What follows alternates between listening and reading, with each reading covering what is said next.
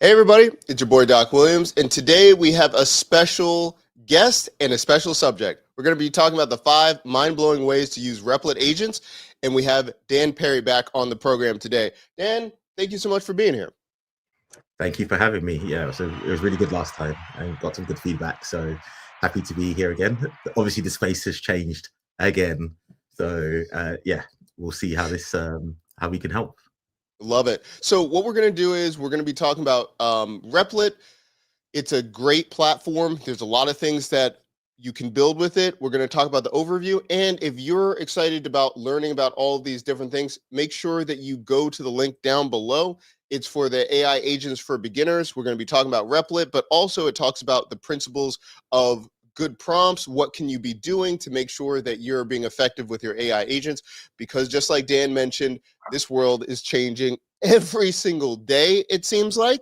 So Yeah. we're going to deep dive into Replit and the different ways that you can be doing this. And also too, live, we're going to be talking about a brand new course that's going to be launching soon, and you're going to be getting access to the survey to see if you want to join. It's going to be called Idea to MVP, AI Agents for Beginners. And we're going to be sending out a survey to find out what you're interested in, all of those different things. And we're going to go through it and talk about the topics and what the course is going to have and all of those things. And then we're going to send out the survey as well. So make sure that you do hashtag live or hashtag replay, wherever you're watching this from, and all those things. Dan, let's first dive into some of the things that are going into Replit, and then we're going to dive into the course, if that's okay. Absolutely. What I plan on doing is some of these points are a recap from last time, but I also want your opinion on a few things that have just been added to Replit as well. Is that okay? Yeah, absolutely. Definitely. Oh, all right. So this is in the guide AI Agents for Beginners, but Dan brought up some really good points from last time that we want to make sure that we incorporate and then talk about a few other ways that we can use Replit as well. But we have this section where it says the 3 huge mistakes self-taught AI developers make and how to save tons of AI credits. I know that's what you care about because I care about it when I keep losing credits or keep being charged an extra $1 or $10. So the breakdown of this, and Dan, correct me or talk about it more as I go through the steps as well. But the first one is setting up a prompt with ChatGPT or using Claude to plan out what kind of MVP that you're trying to create.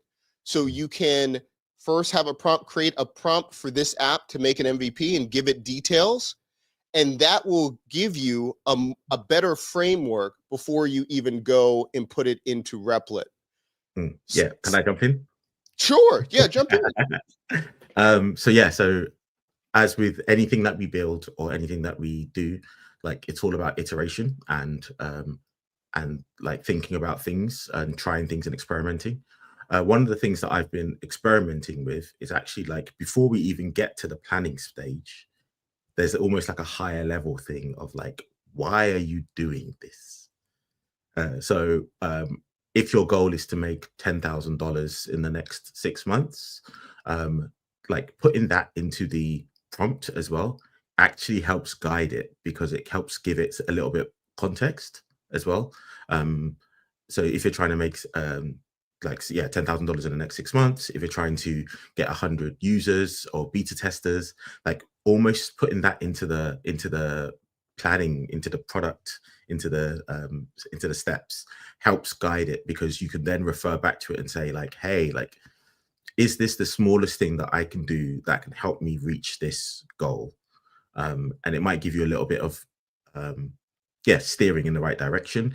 It might give you that feedback to go when it says something, you're like, actually, that doesn't sound too good, or that doesn't sound right as well. Because a lot of the time you can build anything, you can build an MVP, and sometimes it's more important to build something tiny and get feedback from your real customers or real users.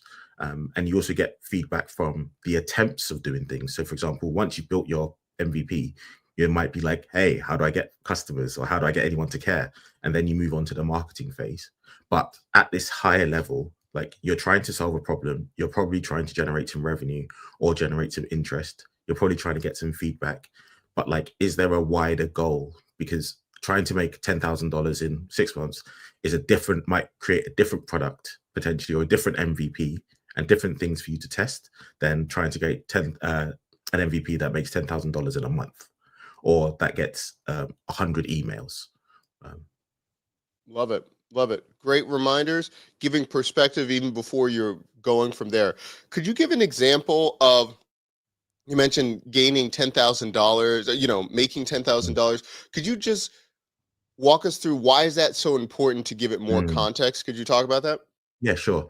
So if you were building say you're building a CRM for dogs or vets, let's say vets, because dogs don't have credit cards yet.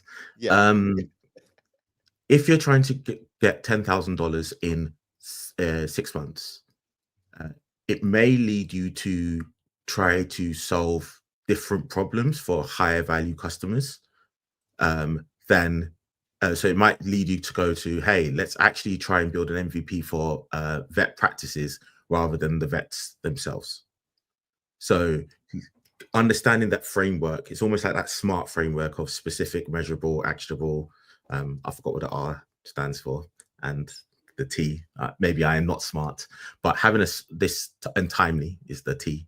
Having some sort of time-bound framework for creating your product or service, or at least having some assumptions about what you want to do, will help you think about and help the assistant think about things that might be more appropriate or actionable. For example, if you're building a B2C product, trying to get 10,000, build an MVP that can generate $10,000, it might lead you more along the marketing route or advertising route than trying to monetize off your customers, because generally monetizing off B2C is quite hard. So yeah, having that framework probably helps the assistant use the latent space that it has, and the latent space is just all of the knowledge that it has, that all the bits in between that it isn't quite isn't quite written, but just it knows. It might help you go, hey, actually, this MVP might not be appropriate if that is your goal. So yeah, it's something that I'm testing out and working on. I had some good back and forth with ChatGPT, where it's like, hey, like that thing that you wanted to do, not realistic. And I was like, oh, handy, fair. I mean, it was pushing it. And that's also not to say as well that like your AI is the be all and end all. Like, it's, as much as you're prompting it, it should be prompting you to like do things and think about things differently. But the real test is always in actually building, shipping, putting things in front of customers, trying to get paid, learn from the real world, and then feed that back into the tool if necessary in order for you to reach your financial goals, dreams, and etc. I love it. Great context. Thank you so much for letting us know. And by the way, we got people in the chat all over the place. I think Ahmed, thank you so much. We got Hello World. We appreciate you here. We got Mr. Hackathon. Dominic, thank you so much for being here. We got people from all over the place. So thank you. Lafaroon, am I saying it wrong? If I'm butchering names, I apologize. I apologize. We appreciate you all being here. Ask your questions as we go through this. There'll be examples. And two, as we're talking about this, and you'll see this is pretty like, this is a big like inception or meta thing. But that's why even when we're building and we're showing you an example, we talked about it to begin with. That's why as we're creating a new course and we're going to be dropping it soon, idea to MVP, AI agents for beginners, we're going to be doing lightning lessons or talking about how can we really make sure that we're bringing you the best possible product of what you're looking to try to do. So all of those things, that's what we're doing. We're always iterating. We're always doing these different things. And the other thing as well is like, for example, with this idea to MVP course, like rather than just going ahead and building it, which we have multiple assumptions already, but rather than spending like 20 hours, 30 hours, 40 hours, however long building something, like actually talking to our potential customers and users and people that are interested will help us get the feedback to make sure that we're building the thing that's the most valuable. And like doing this live stream is relatively low effort compared to battling it out with an agent trying to build something that nobody wants. Exactly right. Exactly right. With that in mind, I think what we're going to do is we're going to run through the steps to use this, but I think this is a great time. Um, Lapham mentioned right here, what is a Replit agent? This is a great beginning step. It's always good to begin at the top, and then we'll run through it. Dan, could you talk about Mm. what an Replit agents are, what it is? Yeah, sure. So Replit, firstly, is an online IDE, which is a development environment for you to be able to build software. Whereas lots of different IDEs allow you to develop from your computer, Replit is really good because it is online. So you can develop products and services from your phone or from your laptop or computer or desktop. Um, they have added a number of different AI features to the product to be able to make it even easier for you to build and deploy your software. The Replit agent is the AI tool which allows you to be able to, it helps you build what you want to build. So, for example, say you want to build a app for vets. Again, I don't know, I don't even have any pets, but let's say you wanted to build an app for vets to be able to help them get more dogs in. You could put that into the field there, text field there. You could press the button that says improve prompt, and then when you press start building, it automatically starts um, thinking about what you should build. So the benefit of an agent is it has some planning capabilities and has thoughts and intentions. So it might ask you, hey, do you want to add these features to your idea? Once you press continue, then it will go ahead and start building, setting up the software, start building like parts of it for you. So the agent is a really powerful tool to be able to build software out. They also have an assistant, which is another AI agent of some sorts, which is used for smaller scale changes. So whereas, say for example, you wanted to create the whole product in the beginning or add a whole big change feature, you would use the agent, and then the assistant would be, say you wanted to change some of the styling or you wanted to add a new page, you could use that. They also have another AI tool, which I forgot what it's called, which is better for interacting with the code. But yeah, you have basically 3 different levels of AI assistants, agents, tools, services, whatever people are calling them, to be able to help you build things out. The challenge that people have generally, though, is that like the power of AI means that it will scale and do things. So if you have a very unclear idea, like my vet app idea, then it will just build that. Whereas if you come in with a clearer problem that you're trying to solve and a clearer idea of what you're trying to build, it will then scale that. Love it. Love it. Love it. Exactly right. So when we're looking at this is going to help you build apps faster. This will allow you to be more effective and it will guide you as you're building out your application. Mm, Real quick, I think this would be good. Can mm, we talk about the new features that mm, are added? Hold on, let mm, me zoom in for a second. Sorry about this. mm. Um, you see this Hopefully, right? hopefully you're zooming into Replit and not me. Yeah, yeah, yeah, yeah, yeah. Here we go. Let me zoom. Oh, okay. So we have this right here. Mm, Um, so let's go with this prompt. You were talking about 4 vets, mm. and say the scenario again, please. Say they want to get more customers, Okay. right? Oh, Um, mhm. I'm gonna yeah, put it so, in real quick. yeah. I'm a veterinarian. I am looking to get more customers into my business. Mm. So so let's start. We can start with this because I guess this is an idea. This would be a potentially bad prompt, but um, but we can talk about all the other stuff that we're going to talk about after this. But effectively, I'm looking to get more customers into my business.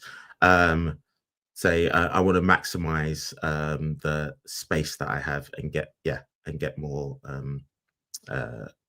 animals and customers in. Yeah.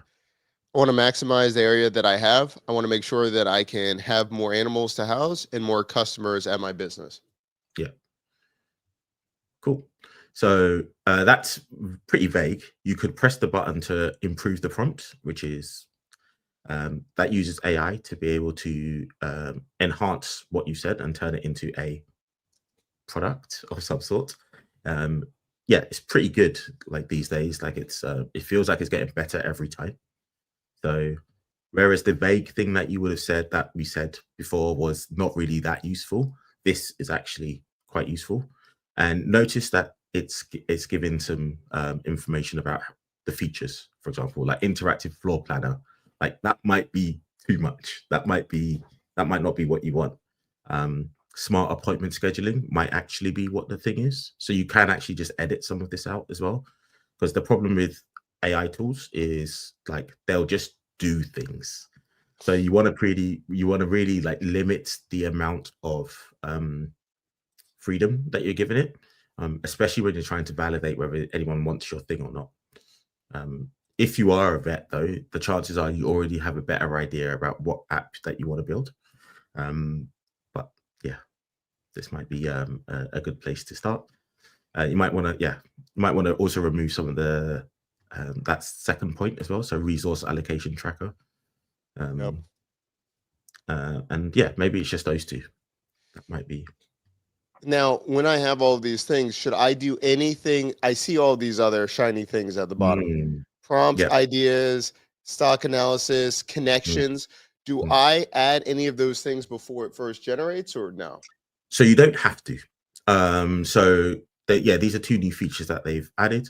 I think that they're pretty cool. So one of the key problems with building anything or doing anything is the blank page problem.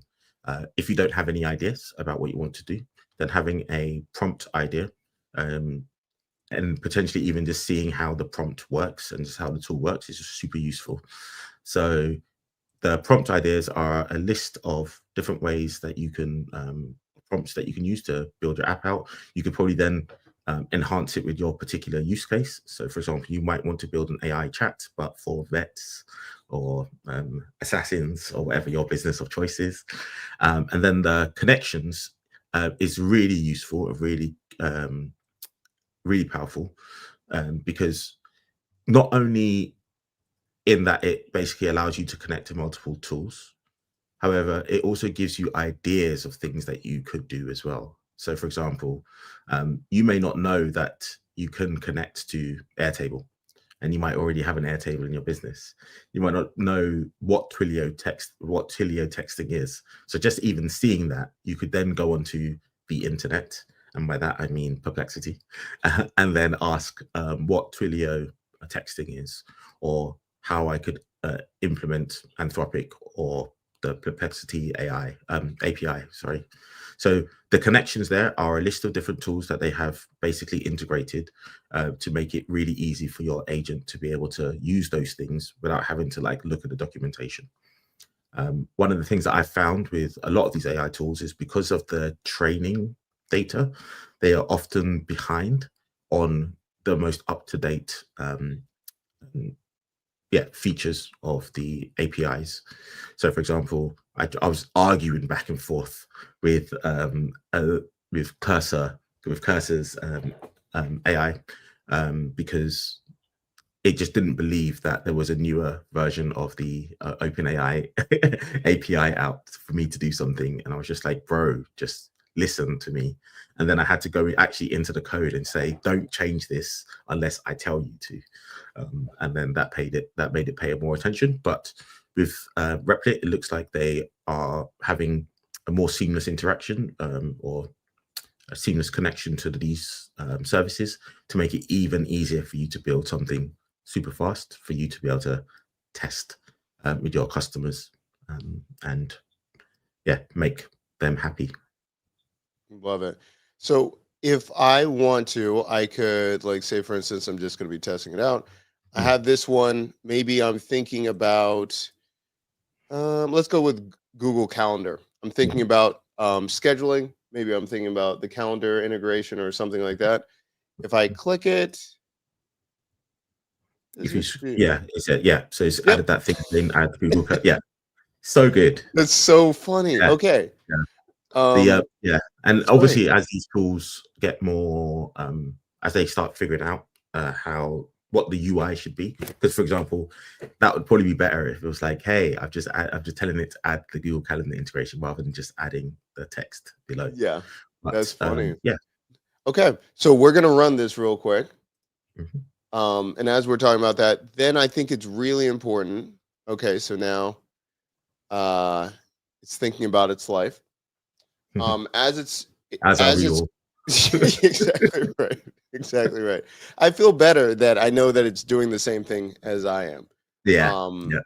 so we're gonna once it goes through, I think it's really important for you to mention the difference between the different the agent and having the editing, what that means, all of those things. Have you Mm, found a great are you looking at the pricing of the how much it mm, charges perhaps because this is a big thing. A lot of platforms, I think they're seeing how much money they're going like blowing through, and they're actively changing pricing on a lot of these platforms over and over mm, again. Um, what have you found with the pricing structure for Replit? Have mm, you run out of credits? Have you mm, found that you have to be more mindful before you do something? What do you mm. find? Yeah, so like it's really interesting. It so the pricing has surprised me, um, but it also makes me realize that my prompting may need to improve. My the things that I ask need to be improved. Like it basically makes me much more strategic in the way that I want to build. And I think that's the same thing with all of these tools. So just to go back, the pricing for Replit is different based on how you use the agent or the assistant. With the agent, it basically does a number of different changes. And after a certain point, it calls it a checkpoint and it charges you 25 cents. Um, and then every time you make a number of different changes, and usually they're quite big changes, it will charge you another 25 cents. Um, with the assistant, it's 5 cents request. So you start getting a feel for like, okay, what should I ask the agent? What should I ask the assistant? What should I just use the AI tool for? The way that I'm looking at it now is almost like I'm spending money on R&D for myself, like just figuring out like this is just the cost of doing business in order for me to be able to like figure out how best to utilize these tools. I was in a situation with another app that I was building in Replit where I was just running around in circles, just spending money on the agent. And I was like, oh man, like I should probably just stop because I think that I probably went too far in one way and then everything just got caught up in a loop and I probably just need to figure out how to unpick this, save it from here and then go. um the So yeah, when you're making large sweeping changes across multiple different files, and you may not know that you're doing big changes across multiple different files, but if you're asking it to do something big, then you would ask the agent. If you're trying to do something smaller, you would ask the assistant. One of the things that you could also do is I forgot what the name of the AI tool is in Replit. It might just be the Replit AI thing. But you can also just say, hey, like I'm trying to do this. Like, what's the best approach? And it might tell you. Because actually, if you are more strategic with the way that you ask questions and the way that you implement things, it's much more cost efficient. Um, you're not trying to do too much. So one of the things that I've actually been doing with some of my other projects is actually writing down a plan. So, okay, hey, this is my MVP. This is what I want to build. We've done all those things that we've said that we spoke about in your plan or stuff that we spoke about last week or last time. But then it's like, okay, if I was building this step by step logically, what's the best way to build this?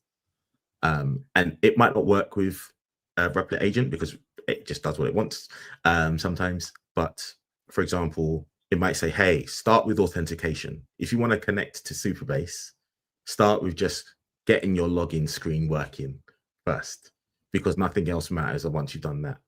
Once you've done that, okay, then move on to this step, then move on to this step.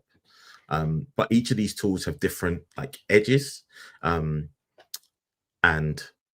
yeah, the more you plan up ahead of time, the less cost I think that you'll incur in the generating or creating of the software. But yeah, that's kind of my gut intuition right now, is like more planning, less spending, faster build if you build something small, which I always urge you to do, and I keep forgetting, because again, these tools just keep saying, hey, do you want to add this? Hey, do you want to add that? And I guess it's probably in their best intention because you're spending money with them, but actually what you want to be doing is trying to hold back as much as you can, because actually your customer should be saying, hey, could you add this? Hey, could you add that? And then at least you've got some evidence on what you should be building, rather than just basing it on what the AI wants to do. Excellent. Yeah. Good points. Good points. As we've been talking about it right here, we look at the usage is 25 cents, kind of like, and I like how you mentioned, view it as research and development, just R&D right there. That makes a lot of sense. Yeah, 100%. Already, I'm like right here, it's like $1.69 that I've spent this month. Just moving around, not much, but it shows that this, I think Replit is the most detailed of like how they're charging you, I think. Absolutely. Unlike the other ones are like a black box. I'm like, I went through 10 million tokens. Like, how is that? What is a token? What is that? I think a lot of that's people one of are the still things trying that to I figure really like. That's one of the things I really like about Replit is it tells you how much it costs that of what you're doing. And the reason why I like it is the same reason that I hate it, which is like, hey, I've just spent $15 and I'm not done. Could I have spent this more efficiently to put this out into the real world, for me to figure out whether this is a thing that I should spend another $10 on, $50 on, or whatever, rather than this opaque thing of, okay, I've got 25 million tokens. This task that I just asked cost 750,000 tokens.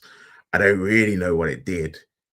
But I've got a vibe that the thing is kind of right. Cool. Let me just ask it another thing. Oh, I've just spent another million tokens or whatever. So the upfront knowledge that the requests that you're asking costs money should really align with the whole thing of like, hey, I'm actually trying to spend the least amount of money possible to determine whether my customer wants this, or I'm spending a load of money because I'm actually want to just learn how this thing works. And currently I'm in that in between stage of like, this is just like, it costs me $25 a month or more for me just to learn how this stuff works, because at the rate that AI is going, it's going to be cheaper and cheaper. You'll be able to do more and more. The better you get at it now, the more you'll be able to build in the future. So I saw flitting around between these things. Yeah, I think I saw it drop by like 90% for conversational AI on OpenAI. Like one business, it was like $1 a minute, and now it just dropped to 15 cents in 3 months. And they're getting smarter, right? So like, like there's the cost of using these tools. And again, like depending on how you look at it, $25 is a lot of money. If it's aligned to your goals of learning or building something for your customers or users, then that's fine. But understanding just how to even interact with these tools is a skill in itself. And it might just cost this much just for you to learn this skill, for you to be able to be more effective, so that when the agents get smarter, you're just even more capable. There's also a thing of, depending on your skill level, you may not know what certain things are and what words mean. So, for example, a developer using Replit is probably going to be way more efficient than a layperson or a no coder using it. But the more you use these tools, the more you're able to figure out what these things are and terms are, and then you'll become more efficient and faster, in my opinion. Yeah, excellent. There's two more things that we had questions on, and then we'll get into what we're building and all those things. And remember, in the chat, let us know what you're trying to build. And if you want the AI Agents for Beginners guide that we're constantly updating, constantly adding things, let us know in the chat below as well. So you mentioned on the onset of this, you mentioned Agent, which is the automated developer, 25 cents per checkpoint, or the chat and quick edits, 5 cents per edit request. When you're building out, like say for instance, we're building this right now, could you give me an example when you're switching to an assistant versus going into the agent? Yeah, sure. So for example, if I wanted to connect this to Superbase, which is a database, or Airtable, if you have an Airtable, then I would probably ask the agent, because it needs to have a more holistic view of what the whole application does. It has to have a plan. It has to have lots of knowledge about how they interact and what you might be trying to do. So like a larger request is something that I would ask the agent to do. And I would typically start a new chat, because the longer your chat is, the more context sometimes gets lost. So like I'd be like, hey, shut that chat down, start a new chat with the agent and say, hey, I want to connect this to Airtable or Superbase, or I want to add the feature where the graphs work for some reason. Yeah, do that. With the assistant, I might say, hey, I want to change it from green to light brown, to match my favorite dog's color. Change the app styling,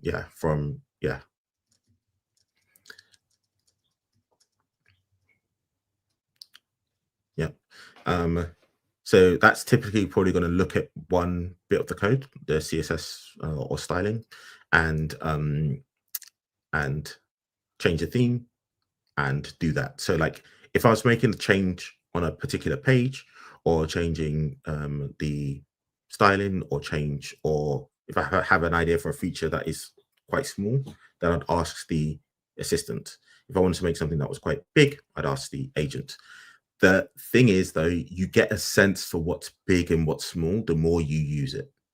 It's a very vague thing, but yeah, for example, you just change the styling from green to blue. You probably could have done that with code if you were a developer, but that only cost you 5 cents and saved you a whole bunch of time, right?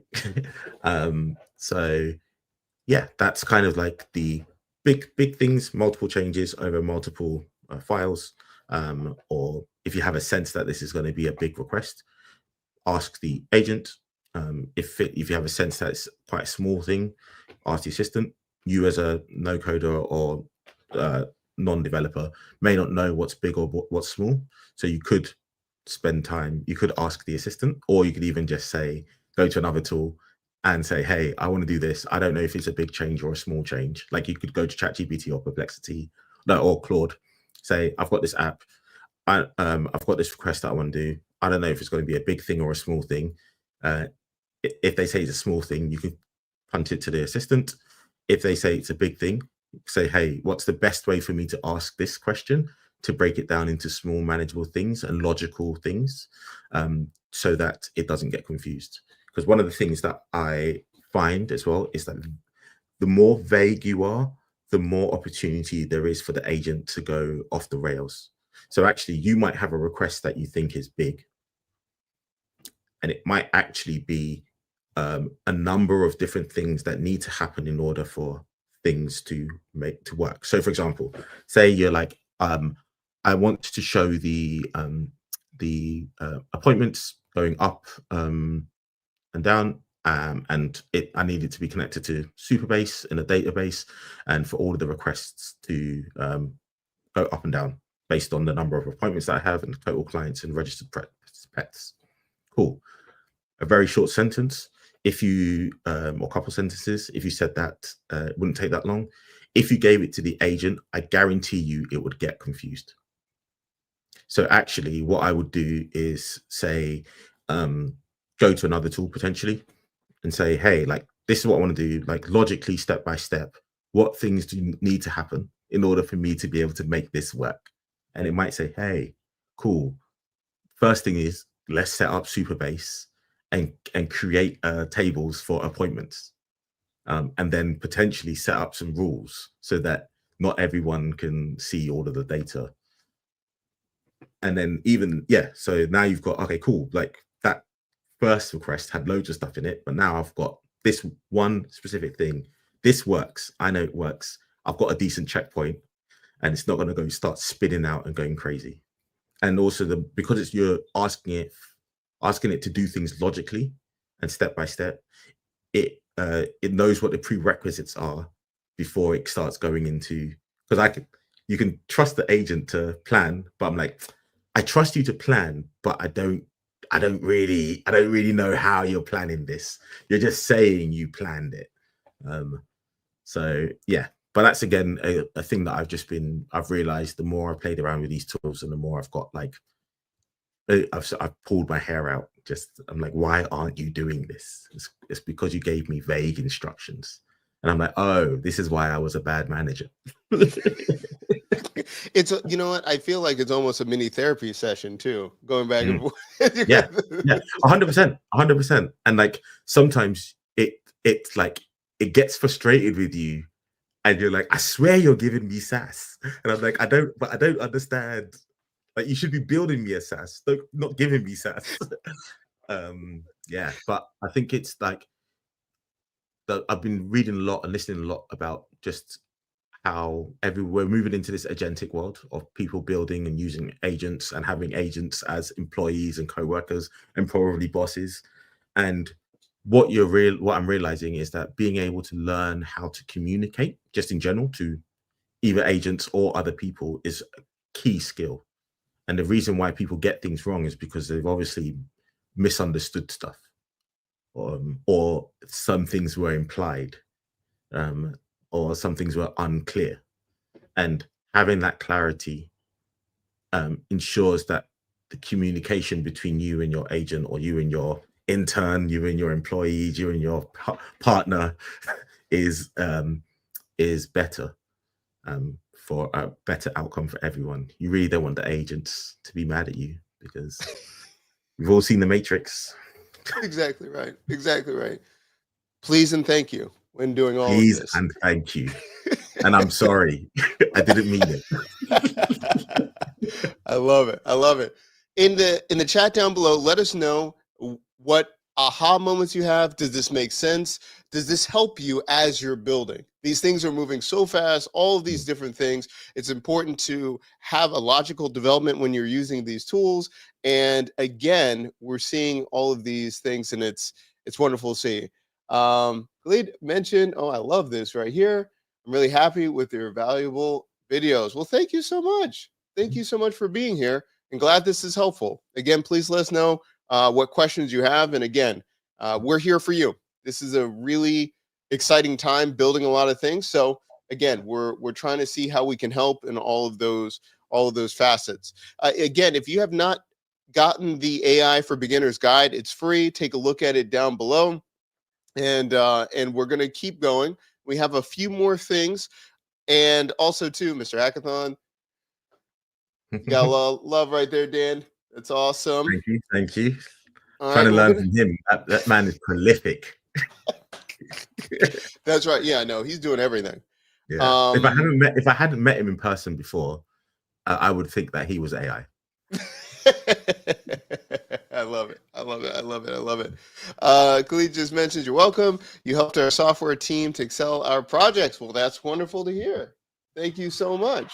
This is great stuff.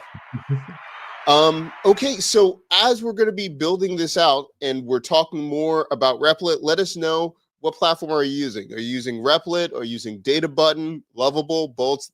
It's all of these different ones coming up. A question that I have for you, actually, so I'm going to start using Lovable or Bolts. I've been playing around with Bolts a bit, but which is your favorite out of the two? Ooh, man, that's tough.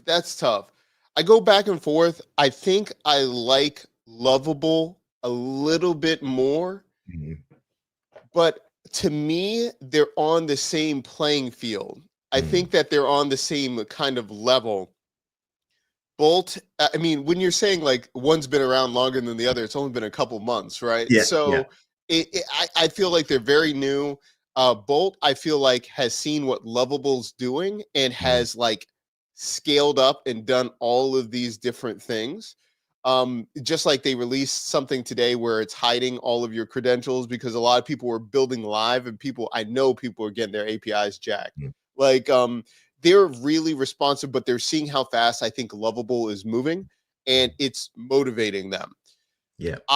For the experience, I feel that I like Lovable more. Mm, Um, that being said, I have seen a lot of use cases how people are using Bolt and then transferring over to Windsurf or Cursor. mm. Yeah, yeah. And Lovable could do the same thing. I've just seen more use cases and how people Mm. have done it in Bolt. So I'm like, oh, I think it's easier.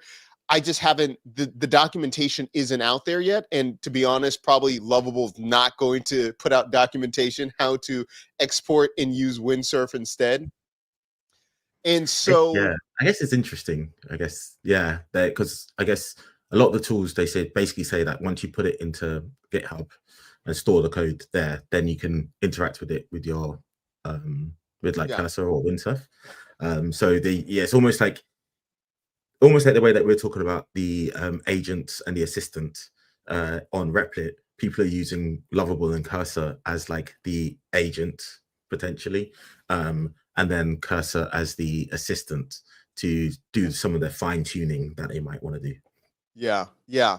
And I mean, and we're gonna have a guest, Ariel Phoenix. She's awesome. If you haven't checked her out, Mm, a smaller creator on YouTube, just kill her. She's doing crazy things, and only discovered this like 30 days ago, and already mm, made two SaaSes for her family. Crazy stuff. Um, she uses Bolt, and now she's using Lovable, going to GitHub, and then putting it into Windsurf, yeah, building more advanced things, and then yeah, pushing it mm, from there. I like that path. I just think for most people getting into this space, mm. it's two steps too far Yeah, yeah, because 100%. Yeah, yeah. um I think in general, like the I think much like with the no code space and much like with the code space or anything, like the the emphasis feels like it's on the slightly on the wrong thing. Like these tools are great and like they're all on par relatively with each other. They all have things that they're slightly better at or worse at. I remember back in the day with the no code space, there was just like decision paralysis of just like, oh, which one's better? It like should I use Glide? Should I use Softer? Should I use Adalo? Should I use this? Like, and then things kind of settled down. But the the truth thing that everyone should be focused on is like, a, are you in this space to just learn and get a feel for everything? Like some people are just like experimenters and players with things. So like me and you, we just like to experiment and play with things. Um, or are you trying to actually build a thing for customers? If you're trying to build a thing for customers, just pick one, learn it, and then build the tiniest thing that you can build so that you can figure out how some of this stuff works. Like you may never have set up Stripe before. That's long. It takes ages.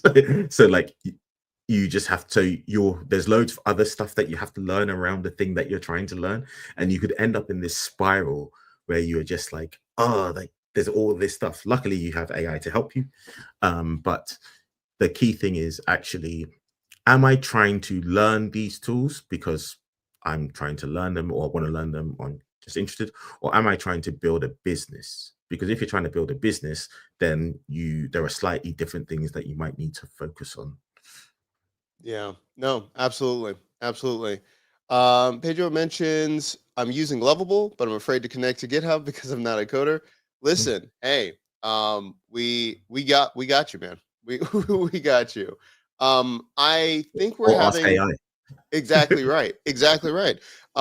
It helps you do step by step. I always say when when it's a new project, and especially trying to connect to GitHub, just take a deep breath.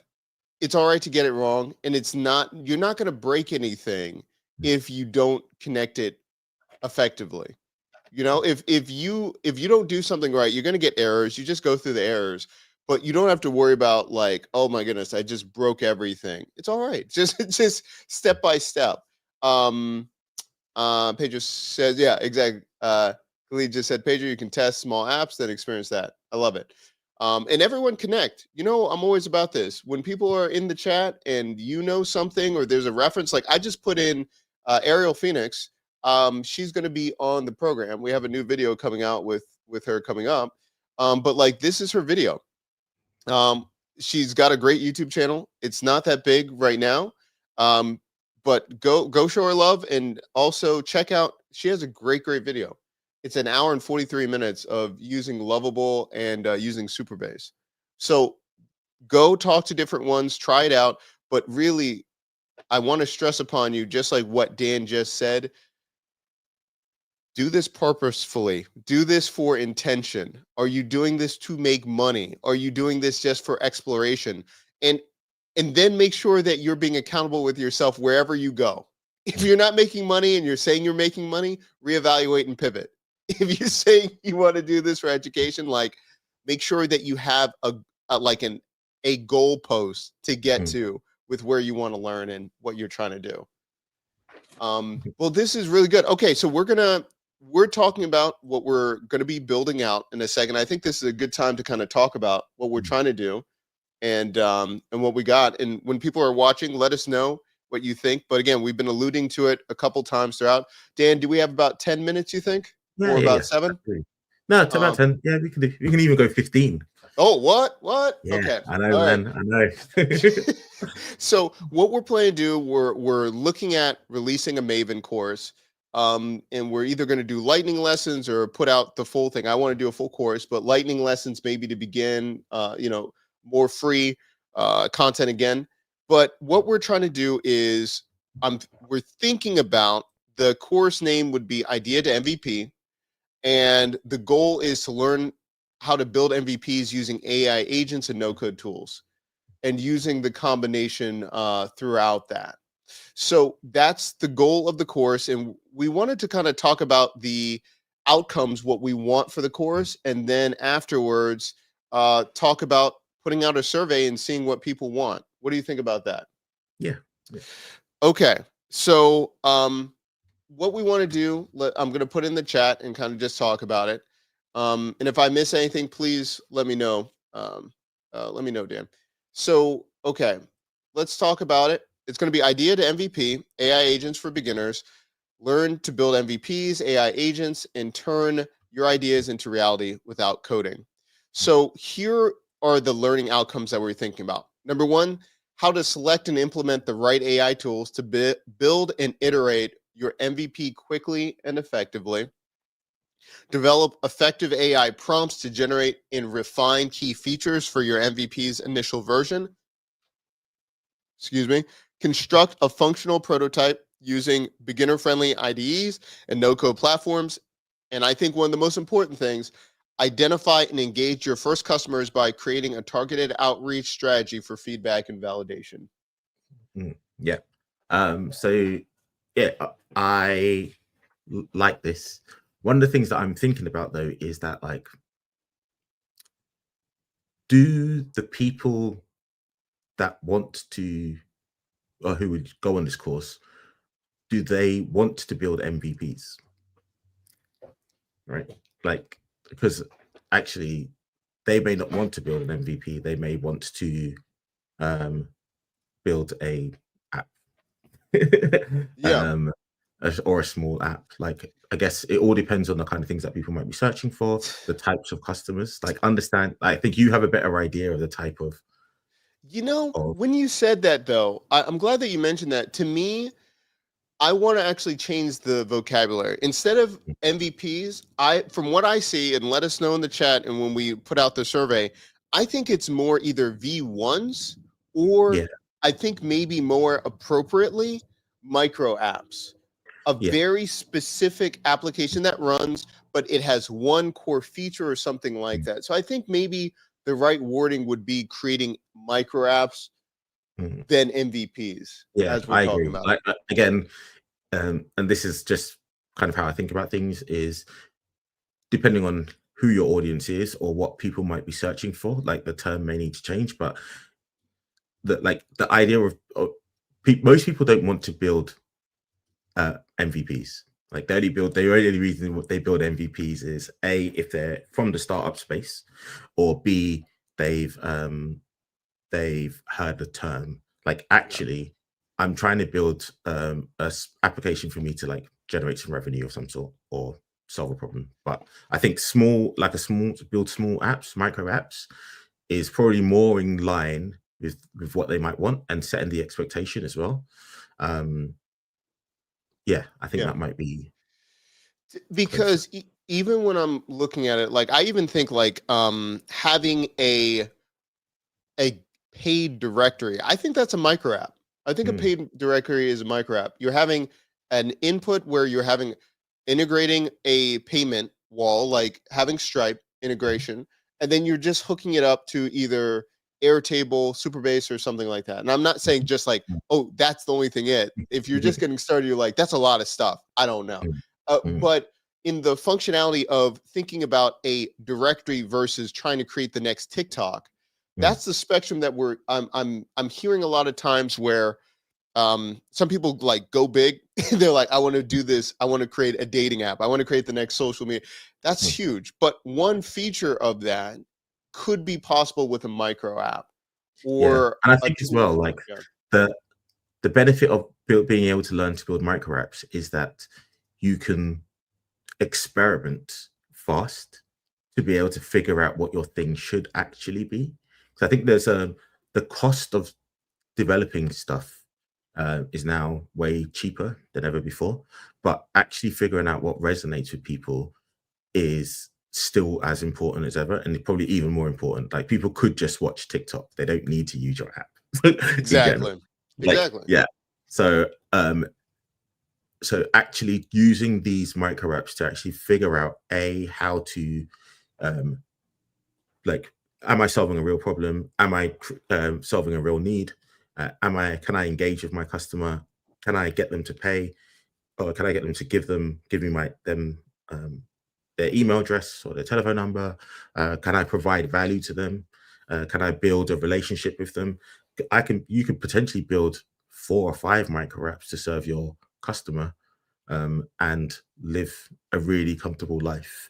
Um, and if none of those work, you've got so much learning from them that you actually can then use that to build the other micro app. And again, like I think lots of times most people are scared of like building MVPs or micro apps or whatever you want to call them because they don't want to.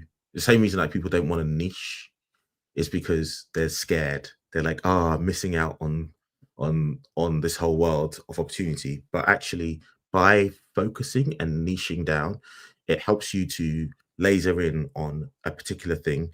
If that doesn't work, at least you can pull back quickly and pivot quickly to be able to provide the value that you need, and then you can grow from there.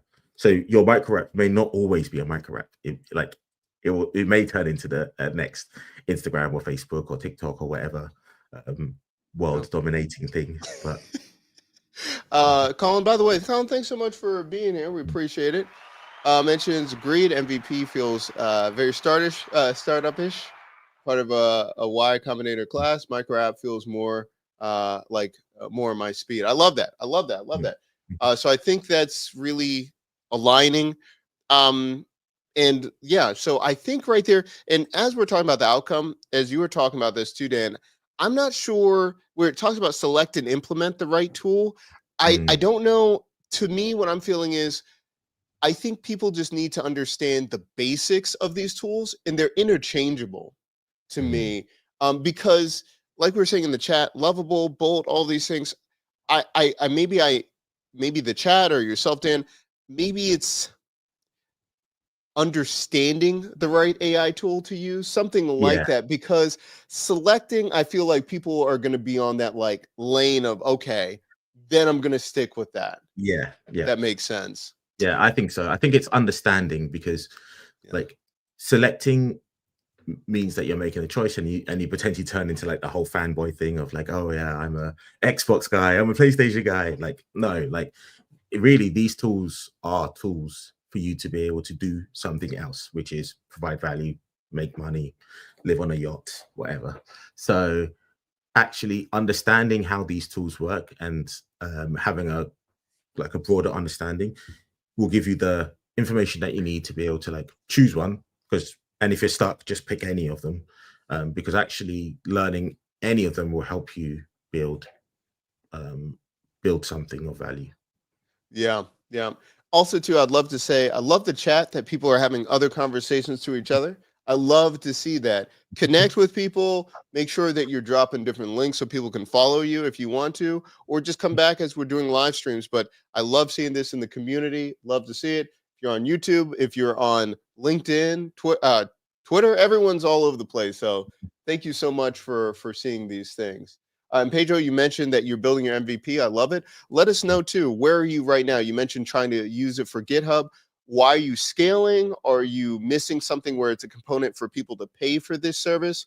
Let us know where it's going. Luella's here. Oh my goodness. My goodness, everyone's here today. Thank you so much for being here and and dropping in all this great knowledge and talking to everybody. This is great. Um, I think the part where developing effective AI prompts, I think that works, and making sure that right there it says developing effective AI prompts to generate and refine key features for your micro app. Mm, Um, I think that really speaks to what we're trying to do, yeah, and it will save you money too. yeah, yeah. I think, and we can change this later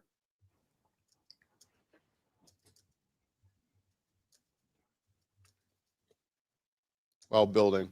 Maybe Mm, something. Let us know, Chad, if yeah, that makes sense. If that's a benefit. I think if I knew how to do that, mm, um, that would be a beautiful thing. If I'm learning how to do that. Um, absolutely.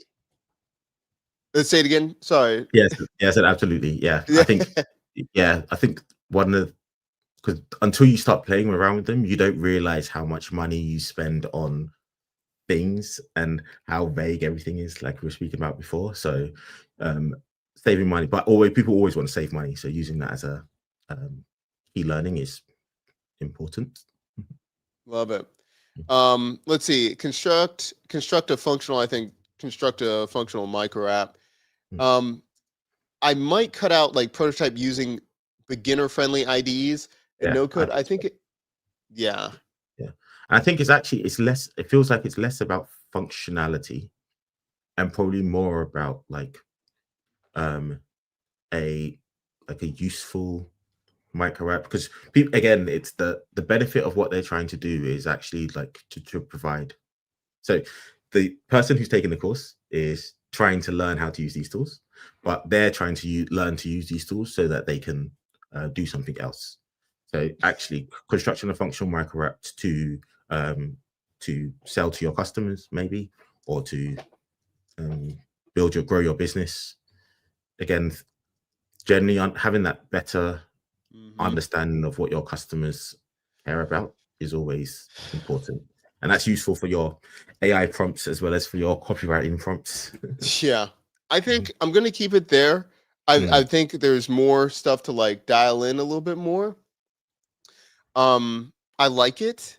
mm, I agree with you because I see two different ways, and we're having a video that drops later today on YouTube with Jelani the builder.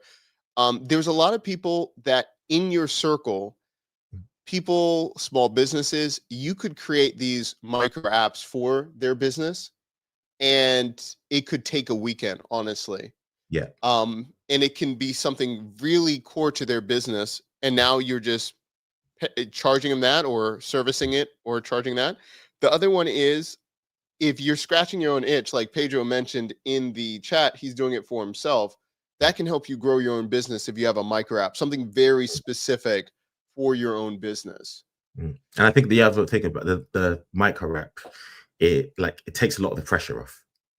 Like trying to build something huge can feel daunting, and because there's always stuff that you can do, it just never ends. But like a micro app, as long as you set like a one thing or one feature that it's meant to do, and work towards that, then just makes it a little bit easier, because all of this stuff is hard.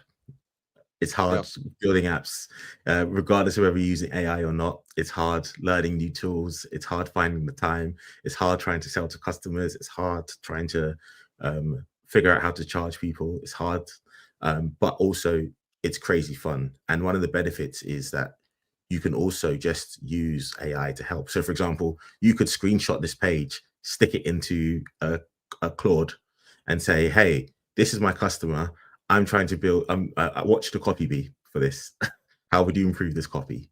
And then get it to write the copy for you. I love it. Yeah. Good points. Good points. Real quick. Hey, Mint is saying, good evening from India. What are we doing today? Thanks so much for being in here. People are just rolling in here. All around the world. It's good. Yeah, this is great. This is great. We're talking about AI agents. We're talking about building with Replit. And now we're talking about building a course that we're going to be releasing soon to help. And again, we're always talking about testing and iterating. We're showing you live of what we think we should do, but and brainstorming what we're going to be releasing soon and everything like that. Real quick, Colin mentions this, and I think I'm going to just shout out a tool that you showed me, Dan. You can talk about it, but I can bring it up. But let's see. Oh, Pedro's talking about, I'm in Brazil. We're international. We're on every continent. Look at this. Colin mentions right here, are there any AI tools that will let you build native mobile apps? My goal is to submit my app to the App Store. I have an answer, but I know you gave a tool the other day, but what would you say, Dan? So actually, again, with all of these things, there are so many different things that you could do. So you could use Flutterflow, and I think that they've got some AI features in there to be able to build a tool, an app that is built on Flutter and can be ported to both iPhone and Android. You could use I think what was the one that I mentioned before, Alex Codes. Yep. Which is it's like Cursor but for Xcode, which is what it says there, which is cool. I haven't tried it yet, but something that you could try. There's one called Create as well, which is for iPhone specifically, I think. How to find that? Yeah, I think it's create.dev, maybe. I feel like they got a create.dev. Yeah, Man, maybe potentially. Let's see. Is this it? No, let me. Oh, create.xyz, I think. Oh, now we're getting experimental. Yeah, I think that's it. No, I used to have an XYZ. I'll see if I can find it. This is yeah. I think this might be it. I feel like that's not it. So the create. Gone. There's too many out here. There's so many. I'll see if I can find it, and I'll share it with you later. Okay, cool. No worries.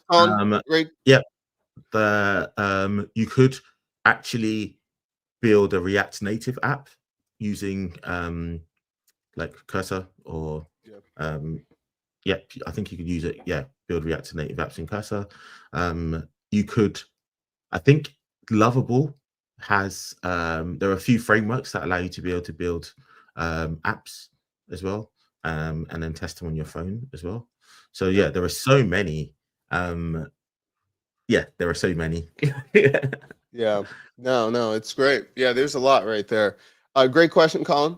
And yeah. So I like these right here. I think this makes a lot of sense. We're getting good feedback, micro apps in the chat. I actually lied to you. It's actually Play. The website is createwithplay.com. And that's an iPhone. That's a tool for designing mobile apps. Play. So create. .com? Yeah, create with Play. And I think that, yeah. Interesting. Yeah. Weird. This is the one that I was looking at using to build my iOS app before I decided to just raw dog it with cursor, which Yeah, I almost regret. that is 'Cause it's crazy. just not- yeah. Interesting, interesting, interesting. Really good stuff. Always bringing great stuff. Um, yeah, and then Haymet says, I want to build an agent for stock market with sentiment analysis. You can Mm, definitely do that with Replit. I love it right there. mhm. 88N, man. Yeah. Lang Yeah, flow. yep. Uh, Tons yeah, stuff. yeah. I can only use no code. Can we do? Yeah, yeah. So I would probably go with, yeah, Flutterflow. I still think with Flutterflow, with all the AI suites that they're putting out, I think it's one of the best controlled environments. And then just you can use all of these different new AI tools that are included in Flutterflow. We did an overview of all their tools, but yeah, I like the other one that you sent as well. Mm. But again, Check out yeah, Lang flow as well. yep. Yeah, Now, what are you Lang doing with flow. LangFlow? Yeah, so that's what you would use to build like actual agentic Yeah, software.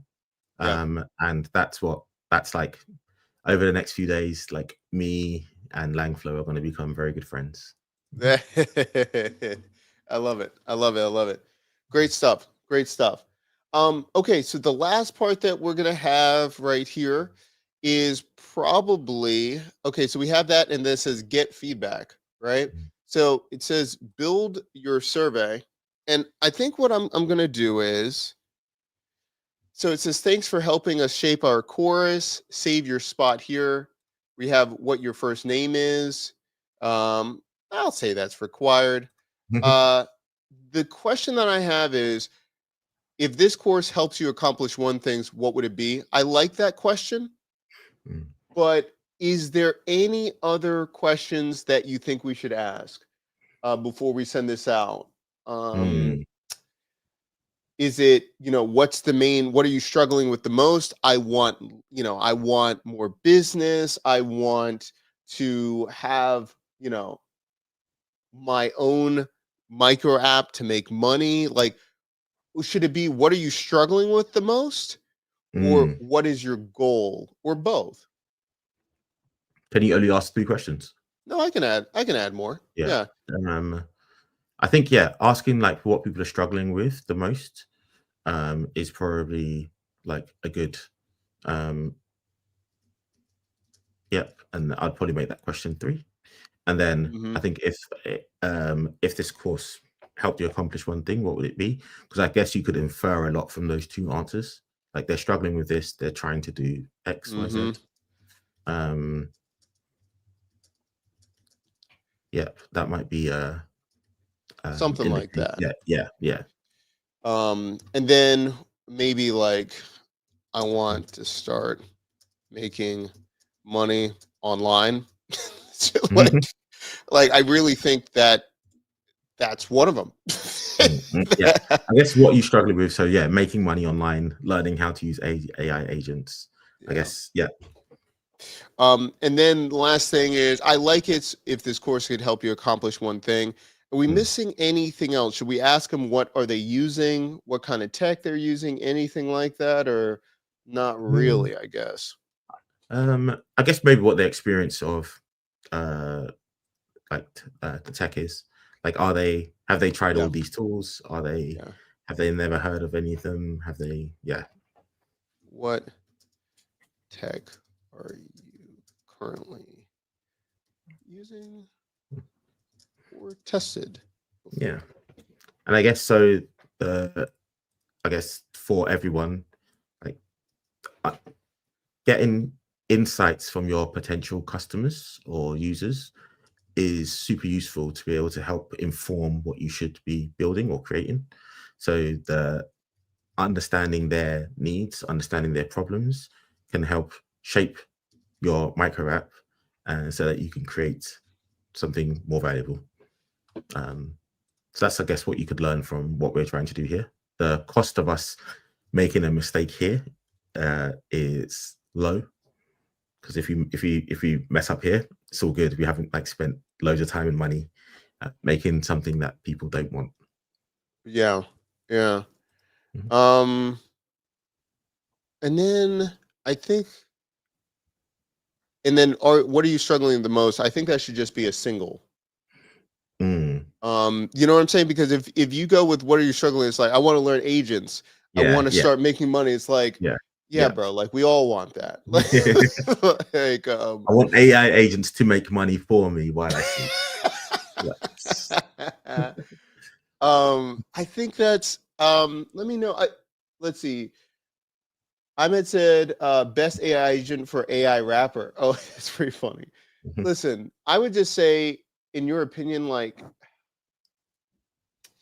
or I'm gonna finish this before I answer that question. I think I'm gonna get off on a tangent there. But I will answer that question. Let's leave it for there, unless there's a third that I'm thinking about. I want to learn about AI agents. I want to start making money online. Let's see, I'm working at, I want to bring this into my business maybe, or Um, yeah, potentially. Or I wish it um, just maybe other. yeah, I think honestly, because if this course helped you accomplish one thing, I yeah, think it yeah, will help it to dial in anything else. yeah, yeah, I think 5 questions, and really one is your name. Three yeah, questions isn't that bad. yeah, yeah. It's just three. It's three questions because one of them Come is the on welcome now. screen. Yeah. Um. Yeah. And you see too, also too, we're not stressing about everything, as you Yeah. can see this, right? Um, we're going to do this. We're putting in the chat right now, actually. We're gonna put this, I'm gonna send out an email, I'm gonna put it on YouTube and stuff like that. But like, this is how you iterate, because we think we have a really good idea. We think we can help a lot of people. But again, the market tells you what you need or to Yeah. dial in.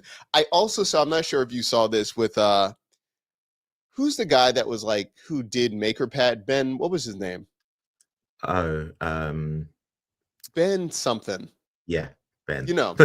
So I saw him on Twitter the other day, right? And you know how he shifted to like all this other stuff, and he comes back and he's like, with AI agents, he's like, I was right. I was just 5 years too early, or something like that. And I was cackling. I was Mm. cackling because I understand what he's saying, but honestly, I just think this is an extension of where it's going. I don't think it's just moving you so much quicker. And we're in this space that this is part of no code. This is not coding. Once you understand these things, it's this, I just feel like it's the natural progression, or the things that we thought we could have done 5 years ago with no Yeah. code. Now we Yeah. can do it. I think because ultimately, again, right? Like there are people who want to learn how to code because coding is a very useful skill to have and a creative skill. And so some people just like coding. Some people just want to build apps and either have to learn how to code or have to be able to afford to hire people to do that. No code made it a bit easier for all the people who were like ideas people to be able to build stuff without having to go through the um, chaos of learning to code if they didn't want to. And ultimately as well, it also helped people like understand coding principles. Um, and then this is just like that next level power to be able to build things that you could never have imagined, and also have a tool that helps you build it and that can also answer your dumb questions. Like when I build in Bubble predominantly. um, I can't ask my Bubble editor why this workflow doesn't work. I just have to go into it, look at it, and then go onto forums and do all kinds of stuff. This new world that we're living in, like I can ask the code why it's not working potentially and to suggest things. Like this is a completely new paradigm that most people aren't aware of and most people have never had. It's like sitting with a senior developer, you being a product manager, and a senior developer who is relatively patient all the time. you you're so right, because when trying to learn different things, like even when I was trying to learn web scraping and all of these things, I would talk to my friends that like JavaScript engineers or stuff like that. And every time I'd ask a question, like you could see like their soul slowly Yeah, dying 100%. every Yeah, question. yeah, 100%. Like And you'd see them just, or you'd ask a dumb question that you didn't know was dumb, or you'd say something that, and then they'd be like, "Oh, it doesn't work like that." And you then, and then depending on your relationship with them, you might be like, "Oh, well, I'm not going to ask any more questions, or I'm going to keep asking." However, you can just keep asking, like ChatGPT or Claude, like dumb things, and get it to explain it to you. You can get it to so that you learn just by being around this infinitely patient, infinitely wise thing. Like even if you wanted to speak to you in the style of Snoop Dogg, like you can, or the Grinch, you can. I might do that. I Yeah, might do that. just, Um, just for Real vibes. quick, we've got a couple. Okay, Khalid said product development is the most important to know. Mm, True facts. Love it. Pedro mentioned the evolution timeline, coder, low code, mm, no code, AI. I love yeah, those things. Um, I want to do two rapid fire one, and then we'll wrap up. Remember, in the chat down below, let us know uh, what you think about it. Please take the survey. Let us know. We're going to be releasing this information about this in the next week or so. We're serious about this. We've been mhm. talking about this, and we're doing this the first of the year. So please let us know. And we're doing this all for you. You see what we're trying to put out. If you think we should go in a different direction, let us know. Ahmed, I think I'm saying Ahmed. I'm maybe butchering it. I apologize. Best dev agent for AI rapper, in your opinion. Do you have one, Dan? I've Mm. got my thoughts, but what do you think? I think I have thoughts on the premise of the question, um, which Yes. is like most tools are wrappers on top of other tools. Like things are wrappers on top of AWS or like the Google tech stack or whatever. So like actually depends on like what thing are you actually trying to do, because your customer might not care that your tool is an AI wrapper. Um, so if it's like I want to build a AI assistant or like a chat assistant, or I want to build a tool that summarizes, or I want to build a tool that generates images, then that's a different question, and there might be different answers there. But I think at the top, I would probably just use something like yeah, either Replit, Lovable, or Bolt. Just pick one, close your eyes, pick one, and figure out what it is that you want to do. Yeah, same, man. I mean, if I was talking about RP Strength, yeah, they have a hypertrophy app, a diet coach app. Guess what it is? It's a website that you're pinning it to your like your homepage. Like, so they say it's an app. They're charging, I think it's $59 a month. I have not seen one person come back like, hey, wait a minute, this Yeah. isn't something I can get in the app store. Like, yeah, 24, 33, or 34. Like they are charging, and it's not a native app. They don't need an app wrapper because they're not dealing with the fees in the store and all these things. They are selling a website, a PWA, with not needing to do a wrapper at all. So again, with what Dan was saying, get feedback, get exactly what you need. If your audience really is saying you need it, please verify, count the cost. But there are these $1 million apps that do not need wrappers and making a killing.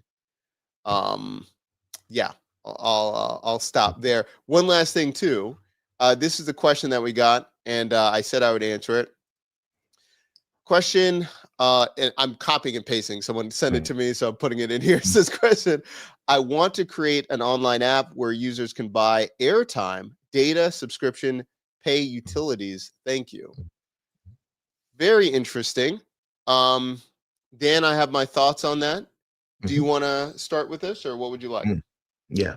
Um, you can go. Let's hear. Let's go with what Doc thinks. So when I'm looking at that, again, I would first validate who wants this, what are the competitors in the space, and to buy airtime, I need to know more information what airtime and these different things. I'm thinking if it's a app where you're partnering with other businesses, I just need to know the context. I need to know what's going on here. Is it for an existing company and they need an application? Are you building this for your own city, state, country? What's going on here? What are you connecting this data with? In general, I would not try to do all of these three things first. I would focus on one main thing, like paying utilities. Okay, great. So is this for tenants? If this is for tenants, okay, we just need to know how much the billing, the the building has water, electric, all these things. Are we just dividing it by how many units we have and we're just sending out an invoice? I get really granular of what I'm trying to do. And then it becomes a lot easier of now we could just be sending out potentially invoices in a client portal for people to just click on something to pay for. If that's the case, I would probably be doing something with like Stripe or doing something like that. And if I'm looking at paying utilities, if it's a small building and it's got 7 or 8 units, I might do this first by hand or understand the manual process, then automate it, then start looking at like APIs and doing all of these things. But I would, Dan's been talking about it the whole time too. Make it really simple first, make it predictable, and then scale. But there's a lot of things on this bone right here. There's a lot of meat on this bone. I would not try to do. I need to know what airtime is. I need to know what subscription data. I need to know all of those things. But that's how I would start. Yeah, I 100,000% agree. I guess the other thing to be mindful of as well is, if you just want to build an app just to build an app, like cool, go ahead, learn what the edge of these tools are, just so you can figure things out. But if you're trying to build a business, like again, Pedro wrote in the chat actually, yeah, what problem are you trying to solve? Who are you trying to solve the problem for? Who is the customer and who is the user? Oftentimes people forget about that. Like your customer is the person who pays for the app or pays for the problem to be solved. The user is the person who uses it. Sometimes they're the same, sometimes they're different. So for example, the example I always use is tutoring. The parent might be the customer, the student may be the user. The student didn't pay for it, or the kid didn't pay for it, the parent did. So like understanding the relationship between the customer and the user will help inform what it is that you're trying to do. And is it a big problem? Is it like a big problem that they really need solved? Is it like a hair on fire problem? Solving for those, building something super simple, trying to solve it, get paid, find out why no one wants to pay you, iterate on that, and then go from there. It's probably how I would approach it. And again, yes, like Doc said, simplify. You can always expand to all those things later, but it's probably easier for you to, like, your first 100 customers may just be elderly people who want to pay their utilities in a place where they find it difficult to pay their utilities, and the landlords are the ones who are the customer, because they're like, I want to get paid on time, but these elderly people move too slowly. Like that might be the problem that you're trying to solve, and then you can move it from from there. Yep. And putting in the chat down below, there's a guide that we did a couple years ago, but I still love it. It's validating your side hustle in 1 hour, validating your questions. How do you go through making this a reality? And then if you're actually going to be selling this, making sure people are actually going to pay you before you start building these apps.